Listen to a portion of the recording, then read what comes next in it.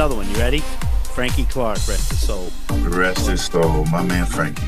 My man, God, I get goosebumps, man. I miss him so much. And he, Frankie in the Actions, got to give him a plug out. And Absolutely. he was the one that always used to jump me. He was like, man, you don't always have to have quantize. And right. Just be real.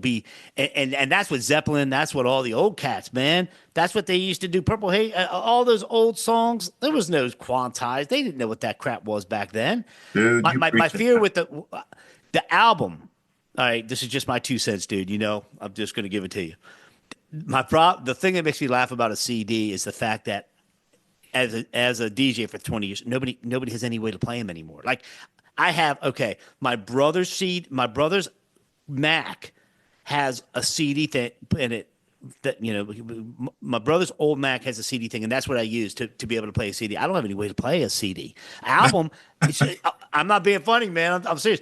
But I got to say, I can walk in the other room, and my daughter, when she was living here, she bought a freaking record player. You know, people have more record players than they do CDs. It's the weirdest time in our lives right now, but the beauty is digitally, Apple Music, Amazon, you know, our regular routine, whether you use TuneCore, DistroKid, whatever you use, you can put 4,000 songs on there and it doesn't matter.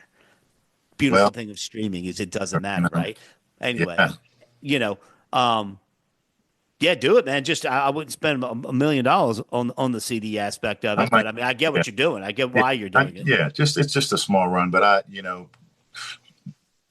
piggybacking off what you were just saying, you know, I had a CD collection here right behind me in my little man cave here. I don't know how many I had, but I mean, probably 1,000 CDs, man. And they just sat there for years. And I had quite a collection. And I realized I just don't listen to them anymore. Mm-hmm. And a friend of mine named Jonathan Sloan, we were talking one time, and he goes, yeah, man, I took all my CDs. First, I took them to a record store and let them pick through and see what they would want to keep to sell. And then I took the rest to Goodwill. And I said, wow. And I never thought I would do it, but that's exactly what I did. I took all my CDs. Did you? Yeah, I did. I took them to a record store called CD Cellar in Falls Church, Virginia, which is a great record store. They have CDs, vinyl, everything, mostly vinyl. But they picked through it, you know, and gave me like $120 and, you know, for what they could resell. And then I took the rest, just 8 boxes full of CDs. I took them to Goodwill and I just gave them to them, man. It pains me to say that, but I just wasn't listening to them.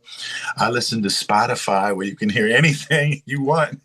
Man. And that's just the way it is. That's the way it is now, man. Well, what's funny is I still have, you know, dude, when I was in Maryland, I started DJing on cassette. So that I couldn't get to the next song. I'm playing B-52s. I couldn't get to the next song. And so I'd start bullshitting in between the songs. And that's kind of what taught me how to MC, right? Wow. I had one of those little Kenwood CD players and then 2 cassette players.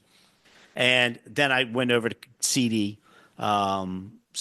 I still have all my original cassettes, all my original CDs.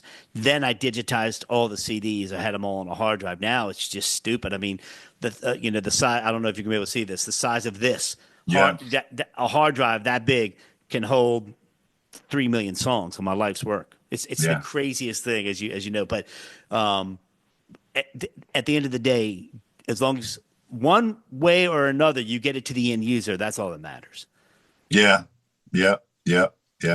But man, I don't have I have all these CDs and I don't have all the covers to them because I would put them in those DJ CD slot things. And not that they're useless, but they're a lot less valuable not having the covers and having them in, you know, 5-star shape or whatever. But that's, you know, speaking about your CD, dude, that Divine Static album, there were so many songs on that were just so powerful. You and Ronnie really did a good job on that. And if anybody, you know, you still have it up on iTunes. I know I saw it. Yeah, it's on iTunes. People need to check out the Divine Static album, man. Y'all killed that thing. There was some really deep. What is it? Break My Heart? Is that what? Oh, Shield My Eyes. Break Me Open. Shield My Eyes, and then your other album was Break Me Open. Lace. That's one of my solo releases later. Yeah, that's a deep tune. Off I go to try and stop my hurting. I will listen to what you have to say. We will dive where the water runs deepest. How you gonna heal me in a day? Are you gonna tell me it's because my father left me and my mom had more important things to do? You're gonna count down the reasons why I can't trust no one. I'd rather you just tell me what to do. Yes, it hurts when you break me open. I'm afraid of the things I will see. Yes, it hurts knowing that I'm broken and there ain't no fixing me. So break me open till I bleed.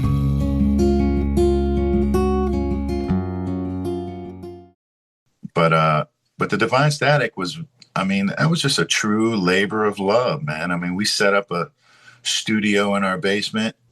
We didn't really know what I was doing. A lot of credit goes to Ronnie because he's a little engineering whiz, you know. Yeah. And we just started recording a CD, like I said, not really knowing what we were doing, but we couldn't afford to go to a big CD, man. And we did that thing soup to nuts from our basement. Everything, single thing that you hear. Mixed it, everything. We sent it out for mastering. And I mean, it still holds up, you know. I mean, it kind of jumps around genre-wise. We didn't really know what we were as an original act, you know, so it kind of flip-flops around. But you could hear the seeds, you know, of what we were going to become down the road writing-wise. But yeah, man, I'm proud of that record because it took a lot of focus and a lot of hard work to see it through, and we did it all ourselves, you know. Amen. That there's something to say for that. You're the independent artist before the independent artist was Truth. Yeah. Everybody wants to write their own things now. I mean, well, I say that, but like the songwriting, there's a lot of songwriting pools, a lot of songwriting, and I got into a conversation yesterday with my friend Mecca, who's going to be on the podcast too. And she was like, you know, the biggest thing is making sure there's complete clarity in these songwriter groups of exactly who's getting what, who's getting the songwriting, who's getting the publishing, and make sure that there's absolutely no confusion as to who's being awarded what for what they're doing. And I'm like, absolutely. Amen. I mean, it goes without saying, because I guess some people go in there, they feel like they gave more than this and that, and then the song never gets released or recorded or put on a shelf or in litigation over something stupid or greed, you know? Yeah. So when you guys wrote that album, I mean, we had no worries in the world back then. We thought we did. What the hell worries did we have back then when y'all were when we were able to morning, noon, and night? And my favorite thing, and you can still do it, and I can't do it.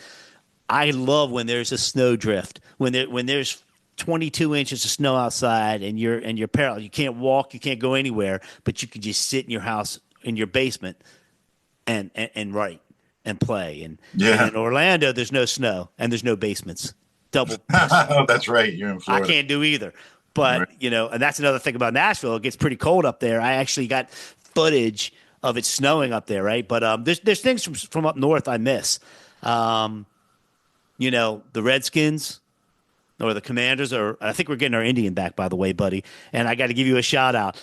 Anytime I go to a game, Eric's up there jamming. You're like. So the last time I went, I'm going complete squirrel right now. Tammy and I went to that Philly game. And EU and Sugar Bear was up there playing, man. And I tried to explain to people about go-go down here, and they just don't get it. Nobody understands the DC go-go feel up there. But I could not. It was surreal hearing him sing "Doing the Butt" in real time. Yeah.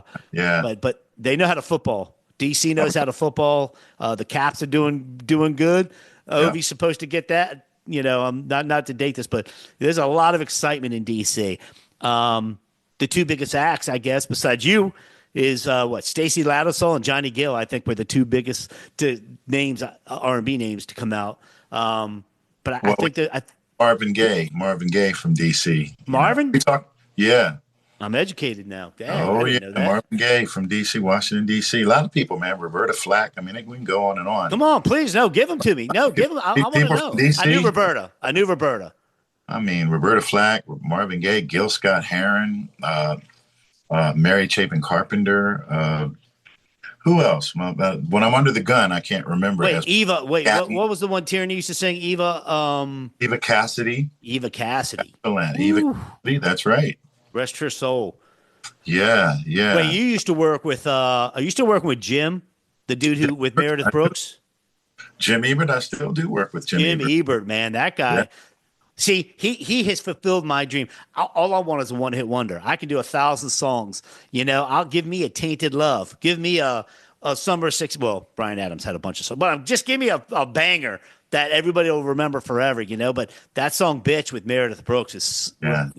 that was just Yeah, he's that song still comes up in the studio sometimes. He said he still makes money from royalties on that song. I mean, I told him one time recently, I think, where was I? I was in Singapore or something like that, somewhere on the road, some far off way. And I heard that song playing and I was like, Jim, I heard that damn bitch song, I can't remember where I might have even been in Korea or somewhere. I don't know. You got to watch how you word that. You just called a song a bitch.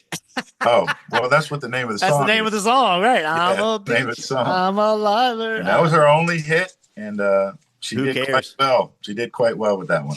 God bless her. Just like Alanis Morissette, how excited we were in the 90s when that was the very first album that I knew of that was recorded on an ADAT. Oh, right. That's right. Her first one, Jagged Little Pill, was recorded on ADATs. That's right. That's She very stacked those ADATs. And I'll tell you another artist we just forgot. My first artist, Who? that boy, Elgin Lumpkin. Genuine himself. Oh, is he from DC? He lives in Woodmore. Dude, he and I were at LUV Records together, and I would be in the studio with this dude 3 days. I mean, we were buddies. And he was Wow, I Michael didn't know that. Jackson-esque with his dancing, man. And then Atlantic guy picked him up and just he blew up. I never realized my friend would write and create and perform the #1 stripper song of all time with Pony. Right. It's mind blowing. And Yeah. he hit me up on IG. I probably talked last year, but man, I hadn't talked to him in 30 years. I mean, so out of sight, out of mind. Oh, another one out of DC. Oh my God, dude! I used to work and archive all his music. Do the hustle, dun dun dun. Oh, Van dun, McCoy. That's right. Van McCoy in Clinton, Maryland. So he had McCoy. passed, and his sister was the publisher and everything. And I used to. He had 900 songs that nobody had ever heard of. The two big ones was "Do the Hustle" and "Baby I'm Yours."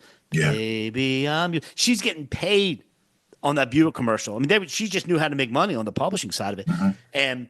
Yeah, I never forget how many bangers this guy had, and that just never got released. They were just archived.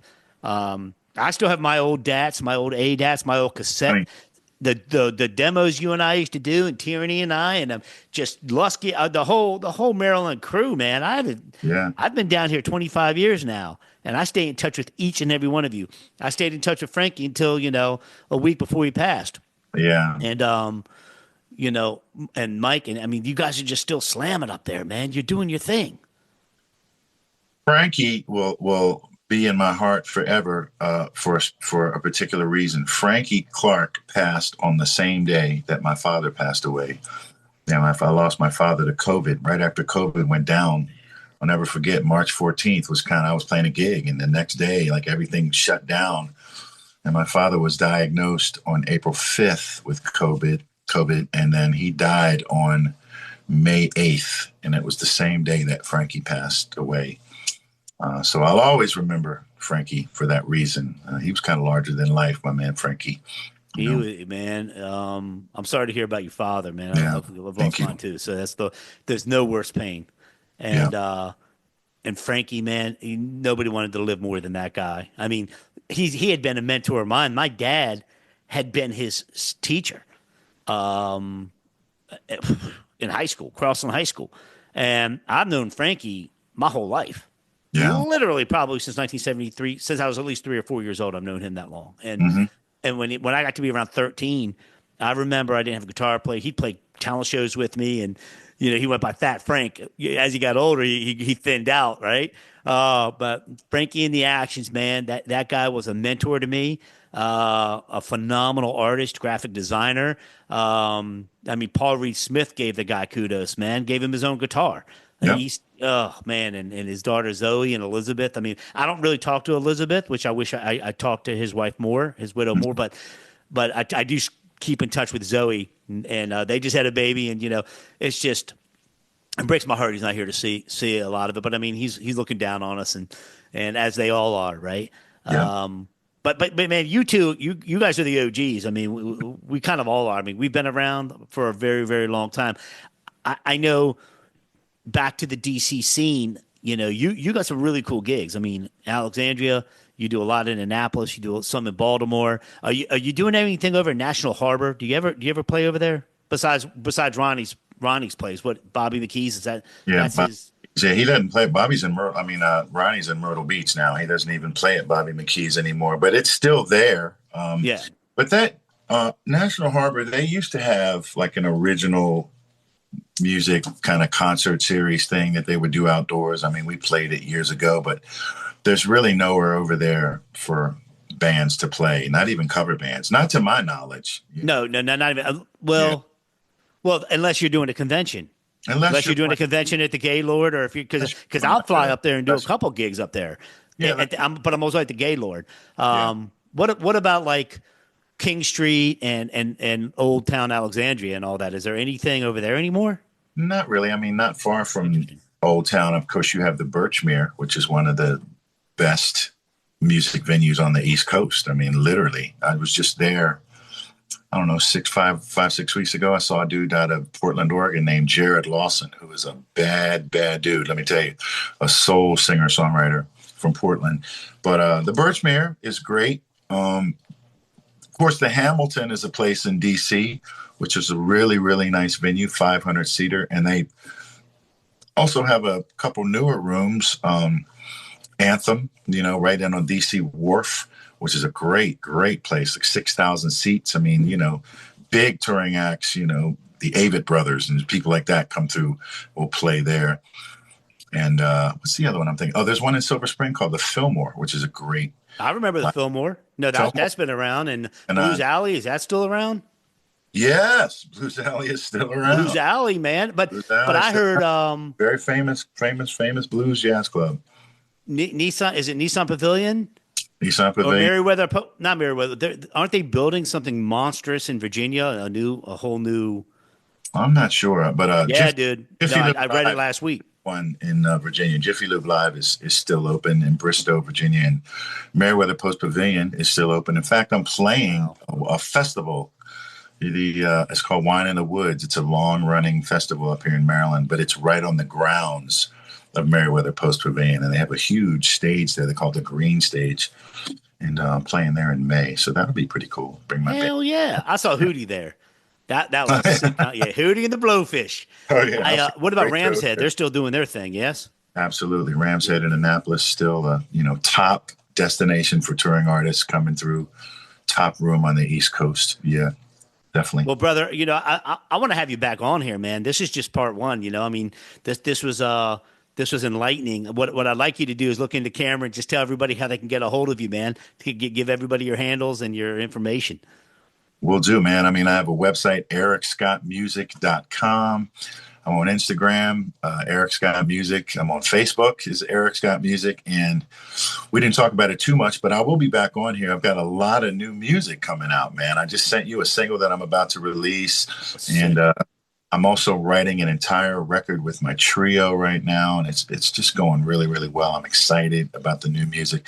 Feels great to be writing again. And next time I come on, we can talk about it. But, check me out online, and you can stay in the loop with what I got coming up. And hopefully I'll get to see some of y'all down the road. That's what's up. What's the ETA on that new album, man? Wait, you got the live album is coming out when? Got the live album coming out, and I'm simultaneously writing with my trio. We're going into the studio next. No, it's already April. We're going in a couple weeks, man, to record 3 songs, man. we've been playing together a long time, and we just decided, hey man, we should try to write songs together, just the three of us. Mostly it was them playing my songs, but I was like, what would it be like if the three of us just wrote, no preconceived notions, just what would happen? And that's what we did. We started bringing ideas to rehearsals and just writing as a trio. And I'm loving it, man, what we're coming up with, man. It's a little different than what I've done in the past, but it's still got that thread, so excited, man. As it gets closer, I'll keep you in the loop on that. You've always had a killer vibe, man. I don't care if it's a ballad, if it's a, something jumping, funky, you name it, man. You do. When I hear your music, I can always tell you pour your soul out. And thank you. But a lot of people, they can't open up. They can't open up enough. Me included sometimes, I mean, I went so dark on this Losing Myself single I did. I'll never go that dark again. And that was equivalent to your Break Me Open. Yeah. It's hard to be. Yeah, it's hard to be super vulnerable like that. Yeah. You start thinking to yourself, man, does anybody really want to hear my deepest, darkest shit? Do they really want to hear that? But then again, if you think about it, when you listen to another artist and they bare their soul, like really just put it out there, I'm just like, wow, it hits me, man, hard. Like that's the stuff that I appreciate. I appreciate right. When an artist is so vulnerable, man. It resonates with me. Same with actors. But my whole thing with Losing Myself was it was therapy, really. It was grieving therapy for me, to be real. But I also kept saying, can I help somebody? Can I help somebody by telling my story? Absolutely. Can I help somebody else? Well, even if one person listens to it. Yeah, that's the mission accomplished. That's a big reason why we, expose ourselves, so to speak, and because in hopes that it'll resonate with somebody else and help them. And so, no, I'm not alone. There's other people that feel this way too. Everybody. There's always somebody that has it worse, and it's so hard when you're in the middle of your bullshit, my bullshit. We're in the middle of our own stuff. It's hard to see it that way, but yeah, man, I'm blessed, and to be able to do what we do, and to love what we do. I tell everybody, you find the right woman and the right occupation, you're gonna live a very happy life. Amen. Yeah, I think that's good advice. Yeah, it is. Because both of them can beat you up pretty bad if it's the wrong call, right? Mm-hmm.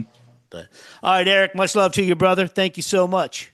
Thank you, Scott. Thanks for having me, man. It's good to see you. Good to talk to you, man. It really is. You as well, my man. Yep. Yeah, I'm wishing you all the best for real. Thank you. Right back at you, man. Thank you. Okay, bro. Peace.